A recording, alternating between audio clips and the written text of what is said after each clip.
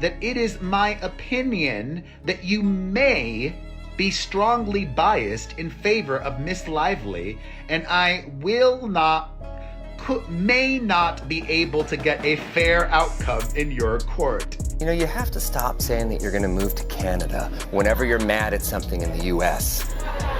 As a Canadian, I'm sorry, but no, you can't. I know we're friendly, but Canada's not your safe house. I mean, we barely let Canadians into Canada anymore, so please, pick somewhere else. I hear Finland is really lovely this time of year. It's just crazy. It's all so crazy. And it makes me sad. I'm sure most of you know, but this case in real time is just another reminder that there are two legal systems in this country. One for normal people and one for those with unlimited financial resources. Hollywood loves its superheroes, but sometimes the real drama isn't on the big screen. Imagine one of the industry's most bankable leading men being accused of playing puppet master behind the scenes, allegedly pulling strings to protect his image and push his enemies out of the picture. The whispers aren't just about petty celebrity feuds. They involve accusations of influence, power moves, and even an alleged attempt to sway an entire city. At the heart of it all, a famous A-list couple who've spent years cultivating a squeaky clean image. I think I'm like her in the sense that we don't indulge in the gossip. We don't listen to what people say about us. You just have to turn a blind eye to it. People are gonna talk, you know, and you can't be hurt by that. You can't listen to that. And she's really striving. These days, I live my whole life. It's easier to fall into that, like talking about someone else and when you stick up for someone, you're going out on a limb when a whole group is making fun of someone. But I've really tried to have some honor in my life. But when a leaked police letter surfaces, filled with jaw-dropping claims of dangerous chases, shadowy stalkers, and million-dollar leverage, the story takes a turn that no one saw coming. Could this golden couple really be capable of such calculated moves? And if the rumors are true, what does it say about the power balance between celebrities and the law? Stay with me, because the details you're about to hear blur the line between superhero fantasy and a real-life plot twist you won't believe. Dave, I've read everything. I've spoken to sources, people who don't want their names out there, who are sharing because they're afraid. And now it's nice to see others are becoming less afraid. So I encourage more and more people. And this is also ongoing with other journalists that she has tried to do the same with. Ridiculous. As we all grapple to understand it, when you're a kid, it's very hard to understand. It's something I teach my own kids, which is that, like, you know, when somebody's lashing out, generally speaking, that person has been hurt as well. And it helps my kids at least make some sense of it. It's not the kind of, you know, that's not the kind of nugget that was shared with me when I was a kid. I wish it was, but at least at this stage of the game, I can help my own kids with some of that. So before the leaked letter ever surfaced, the couple at the heart of this drama had a flawless Hollywood narrative. He was the quick-witted leading man who could headline blockbusters and crack jokes on late-night TV. She was the glamorous actress with elegance and poise, a red carpet favorite. Together, they were marketed as the perfect celebrity pairing, talented, family-oriented, and unshakably likable. But that carefully polished image began to crack when they became entangled in a tense legal dispute involving a well-known paparazzo. Court watchers noticed something strange. Time and again, the judge appeared to rule in their favor, often brushing aside claims of questionable subpoenas and other procedural concerns. This sparked growing whispers online. Was the judge biased or simply convinced by their case?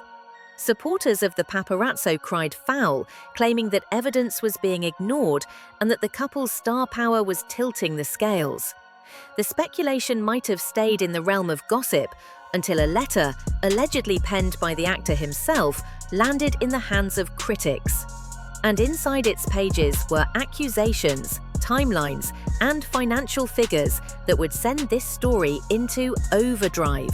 He woke up this morning or the other morning and looked at his internet, and he had this letter demanding for all his information. Does that sound familiar? Let's see. The letter read like the script of a high-stakes thriller. Allegedly sent to Vancouver police, it painted a dramatic picture of life under siege, a relentless paparazzo supposedly stalking the couple across cities and film sets. The descriptions were vivid, cars tailing them at unlawful speeds, photographers lurking near hotel entrances, and even alleged intrusions into private parking garages. At one point, the actor claimed the pursuit was so dangerous that it risked the safety of bystanders and could have caused serious accidents. There were stories of turning down streets to shake the chase, hiding in hotels for days, and witnessing the same individuals smiling during these tense encounters. On paper, it was a harrowing account, one that could easily sway law enforcement. But critics quickly noticed a problem. Many details didn't match known records. Travel logs, flight information, and public schedules seemed to contradict parts of the narrative. This raised a question that would hover over the entire case. Was this letter an honest cry for help, or a carefully crafted piece of persuasion aimed at securing a very specific outcome? The answer depends on who you ask, and it only gets murkier from here. You gotta quit while you're ahead, girl. Oh my God. What are you doing? Please, somehow, is this wrong? As a journalist, I know my rights. What Miss Lively is asking of me is wrong. I will not give up my protected sources. I am willing to go to jail for that. For the paparazzo at the center of these allegations, the letter wasn't just exaggerated, it was fiction. He insisted he wasn't even in some of the cities where these encounters supposedly took place, offering travel records as proof. In other instances, he claimed he had been working on assignments unrelated to the couple altogether. Supporters say this wasn't just a case of mistaken identity. They believe it was a deliberate attempt to discredit and criminalize him. They point out that no clear photographic or video evidence was ever produced to back the most serious claims in the letter, despite the actor's vivid descriptions. Legal observers began to suspect that the story was being framed to evoke maximum sympathy, while painting the paparazzo as a public menace. To them, it looked like a strategic character assassination, one designed to justify harsh legal actions. The paparazzo's camp pushed back hard, portraying the letter as a mix of paranoia and fabrication. And if that's true, then the most shocking part of the document wasn't the alleged stalking. It was the subtle, calculated way it hinted at something far bigger than a personal safety dispute. About halfway through the letter, the tone shifts. The emotional pleas and safety concerns give way to hard numbers and economic implications. The actor reportedly reminded officials that his film productions brought millions into the local economy, citing specific figures that would catch any city's attention. One project alone, he claimed, injected roughly $37 million into Vancouver and created over 1,000 jobs.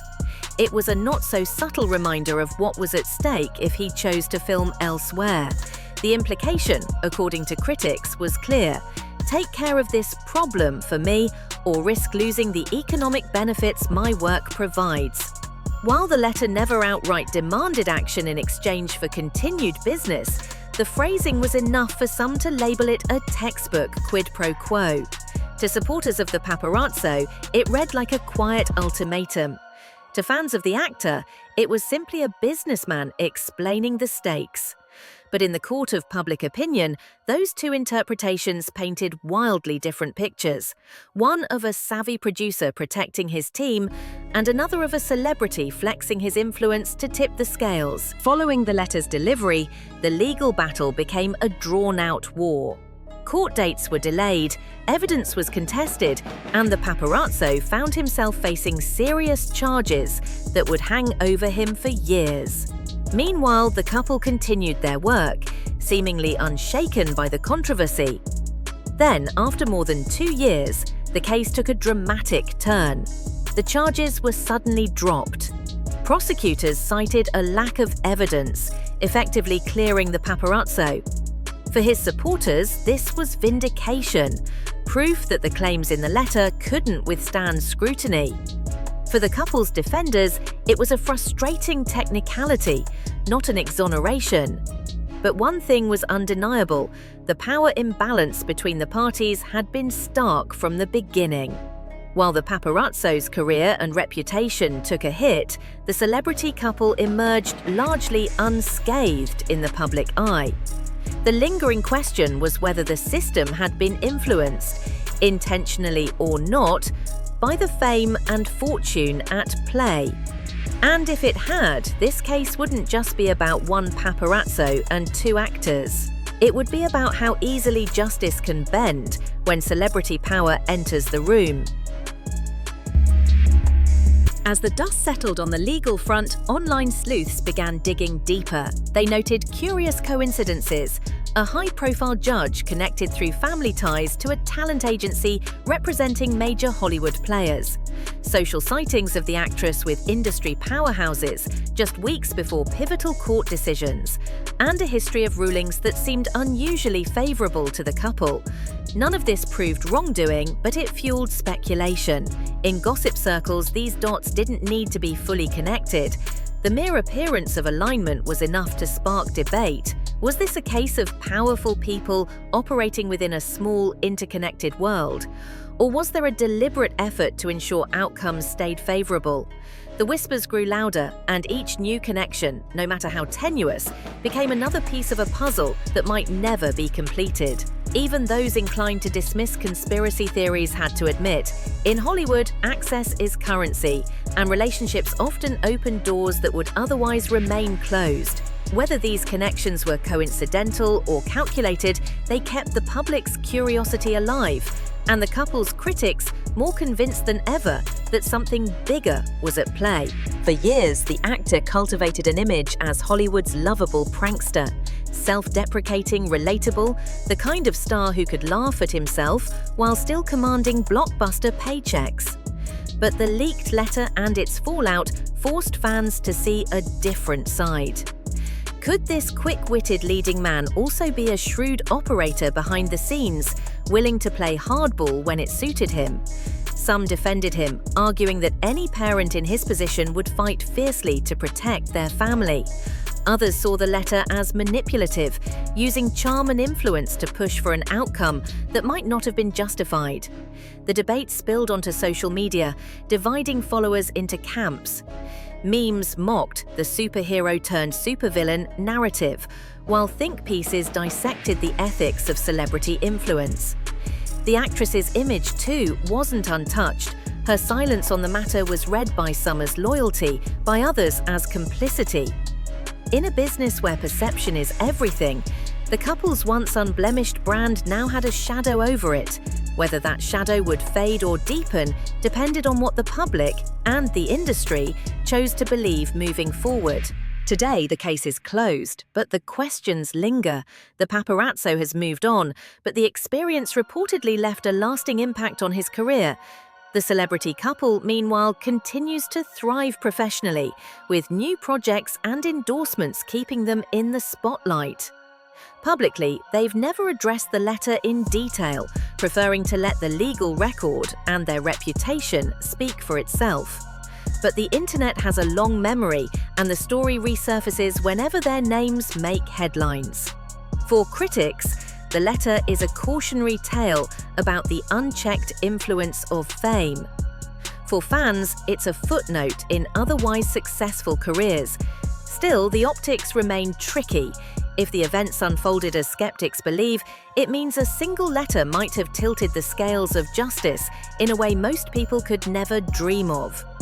And that possibility, whether you see it as savvy or sinister, is why this story refuses to fade away. Because in Hollywood, the truth isn't just stranger than fiction, sometimes it's far more revealing.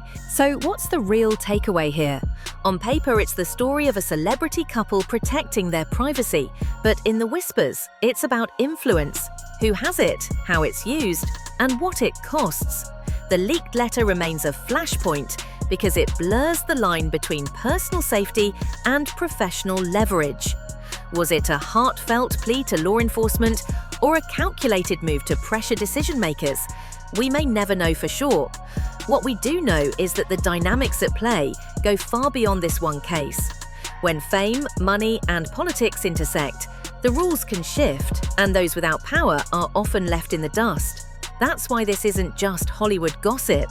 It's a reminder that in certain circles, justice can be as much about relationships as it is about facts. And that begs the question, if this can happen in such a public case, what happens in the shadows we never see? Drop your thoughts below. I want to hear your take. And trust me, this isn't the last time we'll be talking about this.